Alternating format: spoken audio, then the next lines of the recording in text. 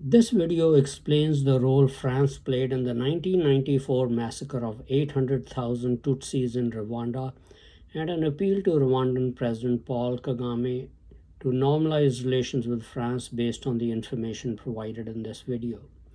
Hello friends, this is Unmasked Truth with Harmanjeet Saini, where I provide unique analysis of world events based on the unmasked truth that after surrender, Germany continued World War II clandestinely and became a killing machine.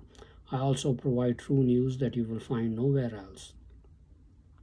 In May 2019, French President Emmanuel Macron appointed a historical commission headed by historian Vincent Duclerc to understand France's role in Rwanda from 1990 to 1994, which saw the slaughter of 800,000 Tutsis by the Hutus within 100 days from April to July 1994. Relations between France and Rwanda are still soured to this day because of the genocide. The Duclerc Commission submitted its report on March 26, 2021. The report concluded that France bears overwhelming responsibility for the 1994 genocide in Rwanda and was blind to preparations for the massacres, but also that there was no evidence Paris was complicit in the killings. President Macron welcomed the report as marking considerable progress in understanding France's role in Rwanda from 1990 to 1994. The President's office hoped that the report would mark an irreversible reconciliation process between France and Rwanda, which Macron has said he hopes to visit this year. Rwanda's foreign ministry welcomed the report and issued a statement saying that the results from the country's own investigation commissioned in 2017 would be released in the coming weeks. It said its conclusions will complement and enrich those of the Duclerc Commission. Before understanding the conclusions in the report and what role France played, a brief background of the genocide in Rwanda is necessary. In the very late 19th century and earlier 20th century, the area known today as Rwanda and Burundi consisted of the following tribes: Hutus, about 85% of the population, Tutsis, about 14%, and the Twa, about 1%, which was colonized by the German Empire as part of German East Africa. The demographic mix and social structures in both Rwanda and Burundi were similar. They also share a common language. The Germans' only interest was exploitation of Africa's resources and its cheap labor for producing them. So they left the existing local governance structures intact. Under that system, the minority Tutsis enjoyed the status of aristocrats, whereas the majority Hutus were at the bottom rung of society. The colonists favored the Tutsis over the Hutu when assigning administrative roles, believing them to be migrants from Ethiopia and racially superior. During World War I, the Belgian troops from the Belgian Congo occupied Rwanda and Burundi. After Germany's defeat in World War I, per the terms of the Versailles Treaty, Germany was stripped of all its colonies and Belgium was given the mandate to administer Rwanda Urundi. Even after World War II, their territory was left under Belgian administration. In 1959, the majority Hutus overthrew the Tutsi monarchy and tens of thousands of Tutsis fled to neighboring countries including Uganda. Rwanda was granted independence by Belgium in 1962. Tutsis from Rwanda and Uganda and other countries were considered refugees and immediately began to agitate for a return to Rwanda. Some served in the Ugandan army while others formed armed groups which launched attacks into Rwanda. These attacks led to reprisals against Tutsis, leading to about 10,000 killed and about 300,000 fleeing Rwanda by 1964. They remained in exile for the next 3 decades. A group of Tutsi exiles formed a rebel group, the Rwanda Patriotic Front or the RPF, which invaded Rwanda in 1990. Fighting continued until a peace and power sharing agreement was reached and signed in August 1993, known as the Arusha Accords. Researchers and journalists agree that the massacre of all the Tutsis by the Hutus was planned before the Arusha Accords were signed. Some believe it was planned as a final solution for the Tutsi problem in 1990 when the Tutsi RPF invaded Rwanda. Others think it was in 1992 when negotiations between the two sides started. The triggering event occurred in April 6, 1994, when a plane carrying then Rwanda President Juvenal Habyarimana and his Burundi counterpart Cyprien Nataryamira, both Hutus, was shot down, killing everyone on board.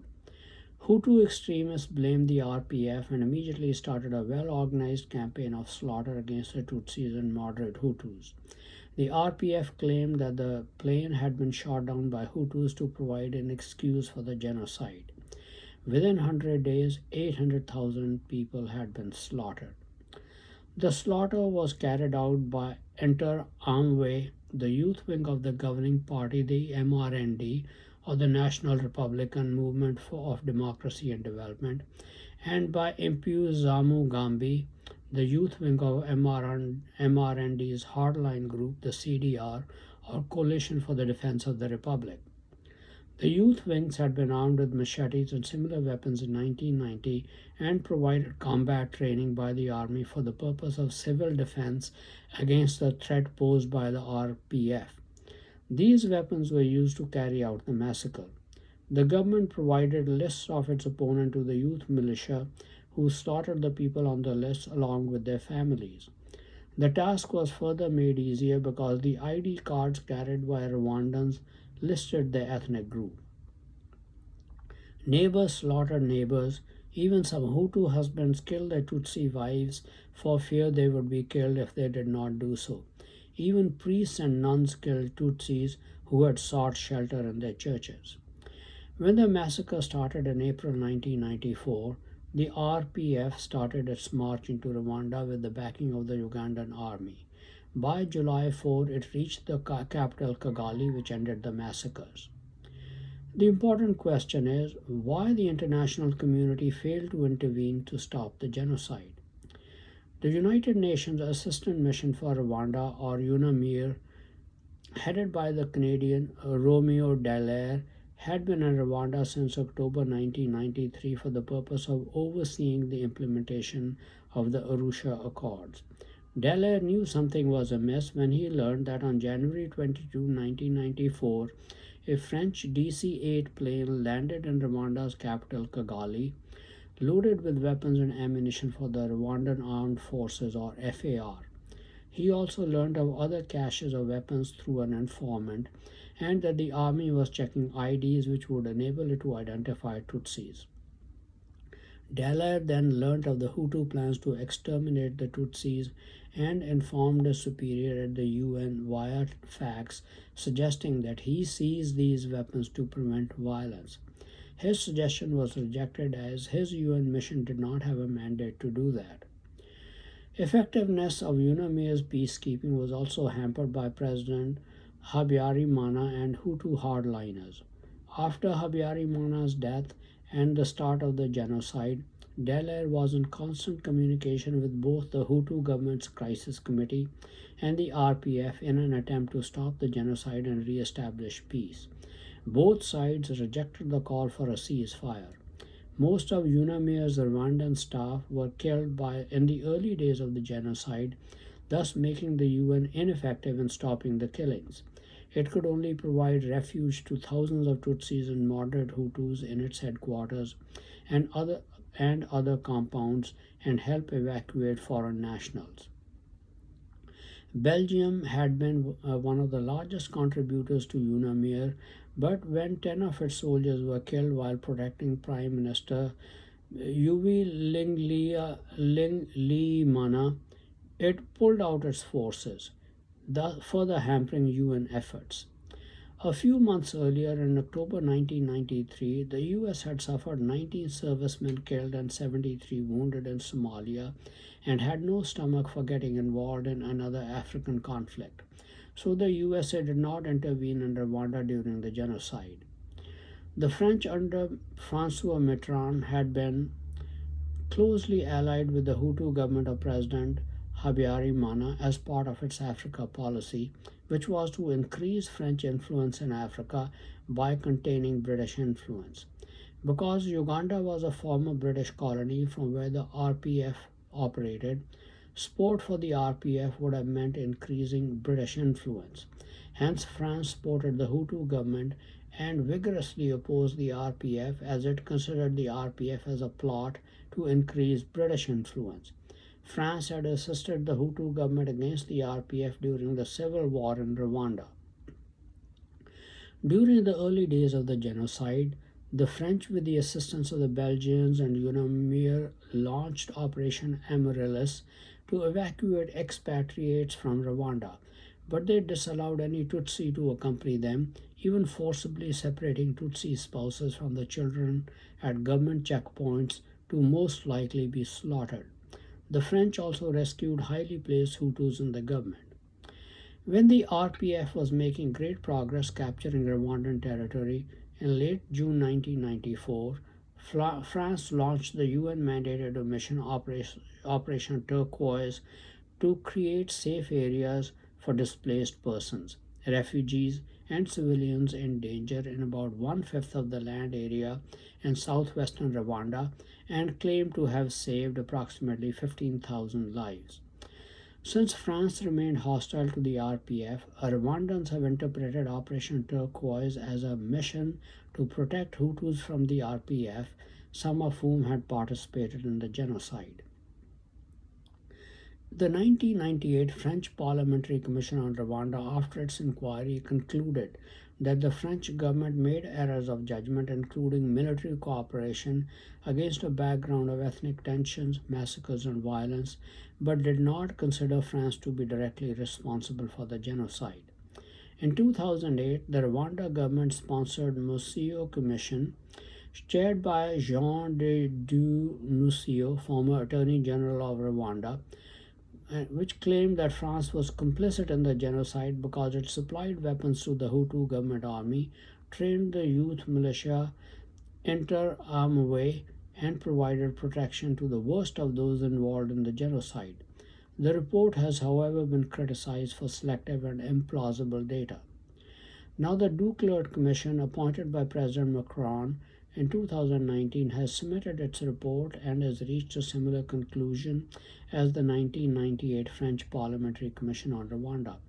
The report concluded that France bears overwhelming, damning responsibility for the 1994 genocide in Rwanda, but was blind to preparation for the massacres, and also that there was no evidence Paris was complicit in the killings. I watched Vincent Duclerc's interview with Marc Perlman on the French TV channel France 24 concerning the report. It became very clear from the interview that French President François Mitterrand was running a parallel chain of command to the armed forces for French Rwanda operations. The interview can be accessed on France 24 channel. Mr. Duclerc made the following significant points in these excerpts from the interview, which I am paraphrasing. At that time, Mitterrand was the head of state and head of the armed forces and decided to send French military forces in October 1990 to support the Hutu president dictator Juvenal Habyarimana. It was an area which was predominantly under USA-UK influence. Mitterrand wanted to take over more control of the area to increase French influence. Mitterrand had a private council advising him for the area rather than a military council. Through his diplomatic corps, Mitterrand was able to bypass the regular chain of command, the head of the army. So Rwanda policy was his private policy. He also reconstituted the chain of command. A lot of oral orders were given by Mitterrand and the general who was head of the military operations. Mitterrand's private staff made decisions on their own in consultation with Habyarimana. There are 2 to 3 phases in French actions in Rwanda. From 1990 to mid-1993, the presidential palace and Mitterrand were all powerful in decisions related to Rwanda. This means that policy decision during this period was made privately by Mitterrand. He would call the chief of staff into his office, tell him, "You know my policy and you know what to do." Orders during this time are not clear. There is a lot of concern about how the French presidency was operating during this time. Orders from Mitterrand would go to the Special Forces Command, from where they would be delivered to Rwanda, bypassing the regular chain of command. But we have been able to establish the parallel chain of command, and that's where we find the most damning evidence, because Mitterrand wanted to inject ethnic color into the policy, which was the recipe for the genocide. Then cohabitation took place in 1993 and 1995, when Mitterrand faced an opposition majority in the National Assembly but had to select his government from them, with Edouard Balladur becoming the prime minister from March 29, 1993 to May 10, 1995. During that period, the genocide took place. The Balladur government goes to a more voluntary style approach and have to take a hats off to them for attempting to stop the massacres. There is not a single document in the archives that shows France wanted to be part of a criminal enterprise. That means France did not want genocide. But when we say France bears overwhelming damning responsibility, we mean that France turned a blind eye. There is the question of Operation Turquoise, which started on June 22nd. France tried to launch a small military operation against the RPF. Again, my comment here is that this is strange because the RPF was attacking to stop the genocide, and here France was launching an operation against the RPF, though initially it was just small. But the soldiers and officers testified that the orders they received day after day were puzzling, challenging, and we know that some massacres could have been avoided. The soldiers on the ground were doing a fantastic job, but you have to understand that the orders were ambiguous concerning the accusation that France let the perpetrators of the genocide escape to Zaire, now known as the Democratic Republic of Congo, and protected the perpetrators of the genocide. In the archives, there was a clear order by Mitterrand and the Prime Minister, who decided that there should be no arrests. That's why the perpetrators escaped to Zaire. The troops realized that they would be between the perpetrators and victims. They were told by the palace, that is Mitterrand, that the RPF was the enemy, but the RPF was trying to stop the genocide. So it was awfully complicated for the soldiers on the ground. Many were massacred, but when the generals realized that there was an intent to save, helicopters were sent and people who could be saved were saved. It was challenging for the Prime Minister and the generals to break away from the palace, which was at that time very much tied to supporting the perpetrators. They wanted to avoid raising hell and uphold the Arusha Accords. That's why they advised the perpetrators to leave. But you also had people in the diplomatic corps who said the perpetrators should be arrested. So France was clearly divided on this point. You have people trying to save their hide, and you have diplomats and generals with courage and clear sight. The only way this report makes some sense about the role France played in Rwanda from 1990 to 1994 is when we realize that Francois Mitterrand was a German masquerader. He ruled France for 14 long years, from 21 May 1981 to 17 May 1995. Some clues that Mitterrand was a German masquerader are that he served in the Vichy government in France in its early years during French occupation during World War II. He abolished the death penalty as soon as he took office, because as a masquerader he knew that Germans and German masqueraders were committing murders in the millions around the world by that time. Another hallmark of masqueraders is infidelity in marriage. Mitterrand had two acknowledged children as results of extramarital affairs with two women. It was quite a sight for the world to see when his wife and his longtime mistress showed up at his funeral. The German masqueraders indulged in such behavior to malign the French. In their clandestine war since the end of World War II, Germans and German masqueraders had made alliances all over the world to help people attain positions of power in most countries of the world who would then be allied with them. Those allied with them or wishing to be allied with them were required to work against Germany's World War II enemies such as America, British Commonwealth nations, France, Russia, and those fighting against them by serving in British colonial armies such as in India and Africa. In this bid to control the world and its commerce, Germany and German masqueraders have been responsible for most of the deadly wars fought since World War II. Immediately after World War II, Germany's goal was to seek revenge on all its enemies in its history, going back to the days of the Assyrian Empire, particularly those then later in World War II. Germans are descendants of the ancient Assyrians. Revenge was not taken only by Germany directly, but by German masqueraders as well. Here are some examples of how Germany orchestrated some of the mass killings after World War II. First, Germany surrendered unconditionally on May 7, 1945. On the very next day, there were celebrations in Algeria and demands for independence because Algerians had fought alongside French soldiers in World War II. The demonstrations turned violent as shots were fired.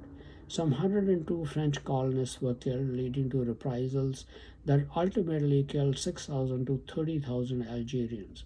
Algerian writers put the death toll at 45,000. The orders for the massacres came from France. Those who ordered the massacre and the French soldiers who carried out the brutal killings were German masqueraders getting revenge on Algerians for fighting the Germans as part of the German colonial army. During the Algerian War of Independence from 1954 to 1962 and from 1954 to 1955, Mitterrand was Interior Minister, and from 55 to 58 he was the Justice Minister, and thus he had a direct hand in the repressive policies in Algeria. Then from 1959 till 1969, another German masquerader, Charles de Gaulle, took over as president and granted independence to Algeria. The goal of every German masquerader was to help colonies gain independence ever since Germany was stripped of its colonies after World War I with as much bloodshed as possible so that the colonial powers would get blamed for the killings. Such policies turned out for good for the colonies though not without masquerader orchestrated bloodshed. During this war, estimates of death range from 400,000 to 1.5 million, with close to 1 million being the likely figure. A truly brutal war during which masqueraders held sway in France. The war maligned France, and then maligning its enemies any way it can has always been the German goal. The second example, during Mitterrand's presidency, massacre of 800,000 Tutsis took place in 1994 in Rwanda, and about 25,000 Tutsis and a similar number of Hutus massacre took place in Burundi in 1993 to 1994. The conflict in Rwanda and Burundi spilled over into Zaire, present-day Democratic Republic of Congo, after some rebel groups fled there for refuge. Rwanda attacked Zaire and toppled the regime of Mobutu Sese Seko. First and Second Congo Wars were fought subsequently, resulting in more than 6 million dead. Hostilities continue to this day to some extent. This is the legacy Francois Mitterrand left behind. Third example is the Indian subcontinent, which got its independence from the British in mid-August 1947. Independence was granted very quickly after coming to power by masquerader German Prime Minister Clement Attlee. At the time of independence, Punjab and Bengal states in India were divided between India and Pakistan. Violence between Muslims and Hindu Sikhs on the other side was expected in both states.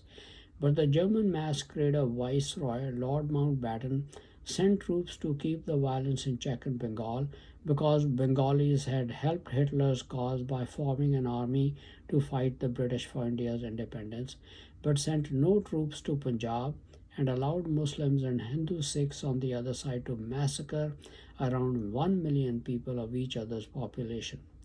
The reason was that Punjabis had fought the Germans in large numbers as part of the British Indian Army. So German masqueraders got their revenge against Punjabis. The fourth example is after World War II, the Jews were hunting Nazis all over the world and prosecuting them. To harass and kill Jews, Germany supported Yasser Arafat as the leader of the Palestinians, who terrorized not only Jews but also Americans and the British around the world. The fifth example is Germany wanting revenge on Africans in Kenya and Uganda. In Kenya, German masqueraders in the British Army killed between 11,000 to 50,000 in the Mau Mau uprising of 1952 to 1960, with 25,000 being the consensus estimate.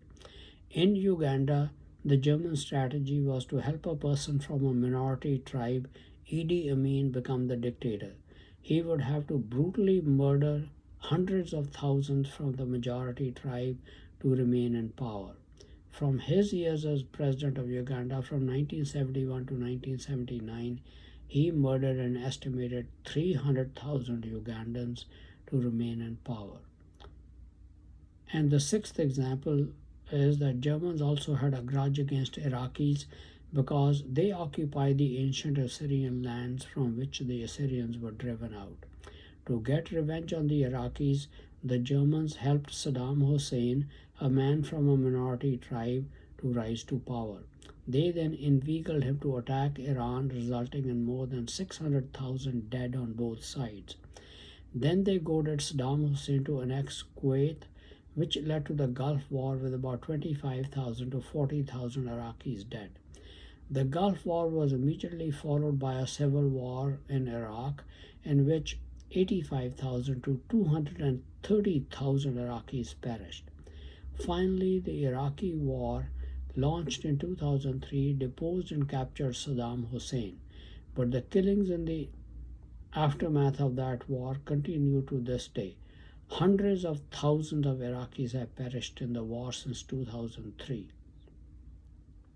And number 7, all the wars in the Indian subcontinent since India's independence in 1947 have been instigated by the Germans by making alliances with other groups and rewarding them financially with technology transfer on the condition that they destroy the Sikhs in Punjab, India.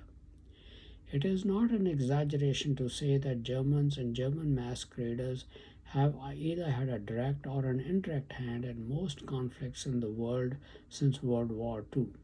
They have followed a pattern of causing divisions, encouraging conditions that would cause people to fight each other, and when they know a genocide could take place, then they get out of the way. These few examples should make some characteristics of the Germans and German masqueraders quite clear. Number 1, they will do anything in their power to malign their enemies, use masqueraders who are indistinguishable from the other people in the countries as they look the same and carry similar names. So, to use masqueraders to commit horrible crimes and genocide in their enemies' countries so that the countries are blamed for them. Secondly, they are experts at dividing people so that they fight and destroy each other. They do this by making alliances with some and offer them financial incentives to fight the other groups for financial gain and then rule over them. Number 3, they will do everything possible to turn the whole world against their enemies. And number 4, they love violence and bloodshed because it thrills them to see everybody suffer from it. Some nations will intervene to stop bloodshed, but Germans will intervene to instigate and fuel violence and bloodshed. More the bloodshed, the more they feel thrilled. When we understand Germans and German masqueraders and know that Francois Mitterrand was a German masquerader, It perfectly explains why he had a parallel chain of command for decision making concerning Rwanda. He had been laying the groundwork before that, since 1981 when he became the president, ensuring that genocide would take place with maximum possible number of deaths for which France would be blamed. My guess is that between 25 to 35% of French population consists of German masqueraders. So Francois Mitterrand had a lot of help to carry out the German agenda of genocides around the world, but then blame them on their World War II enemies.